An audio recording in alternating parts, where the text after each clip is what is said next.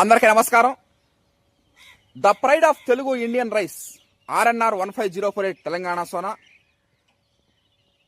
దాన్ని ఎక్కువగా మనం రైస్ సివిఆర్ మెథడ్ ఫార్మింగ్లో పంపించింది దాదాపు 70% హైదరాబాద్ నగర ప్రజలకి, తర్వాత ఉభయ గోదావరి కోనసీమ ప్రజలకే.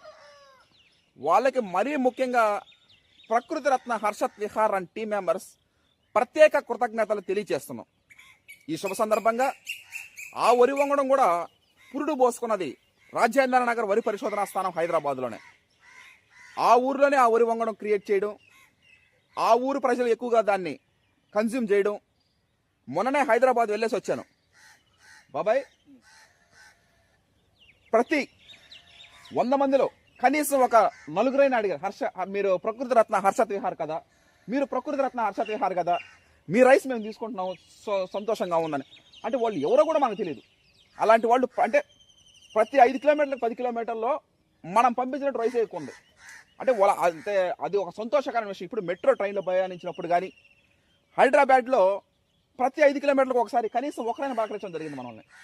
ప్రకృతి రత్న హర్షత్ విహార్ కదా మీరు అంటే. ఇంతమందిని మనం కలిపింది ఎక్కడ హైదరాబాద్ నగరం పెద్ద మహానగరం. అది యాడో మారుమూల గ్రామంలో పటేల్ నగర్ గ్రామం, విడవలూరు మండలం, శ్రీ పొట్టి శ్రీరాములు నెల్లూరు జిల్లాలో మనము ఒక ప్రకృతి వ్యవసాయం చేసుకుంటూ ఏదో మన జీవనోపాధి చేసుకుంటూ మనము చేయడం జరుగుతూ ఉంది. ఒక పెద్ద మహానగరంలో మన రైస్ వేట ఆర్గానిక్ రైస్ అనేది పోవడం ఒక సంతోషకరమైన విషయం. ఈ శుభ సందర్భంగా ఆ వరి వంగడం క్రియేట్ చేసినటువంటి చెన్నమాదన దామోదర్ రాజు గారికి, చెన్నమాదన సురేందర్ రాజు గారికి, సివిఆర్ మెథడ్ ఫార్మింగ్ సృష్టికర్త చింతల వెంకటరెడ్డి గారికి మనం రుణపడి ఉంటాం. వాళ్ళు ఎవరో కూడా మనకు తెలియదు. అలాంటి వాళ్ళు మనకు చెప్పడం, ఈ విధంగా మీ రైస్ తీసుకుంటున్నాం, చాలా బాగుంది, చాలా కష్టపడుతున్నారు మీరు కానీ, మీ నాన్న కానీ, మీ బాబాయ్ కానీ, మీ స్నేహితులు కానీ, ఇలా నేనే కాకుండా మీ అందరూ టీం మెంబర్స్ కూడా ఎంతో మందికి చేరువయ్యాం.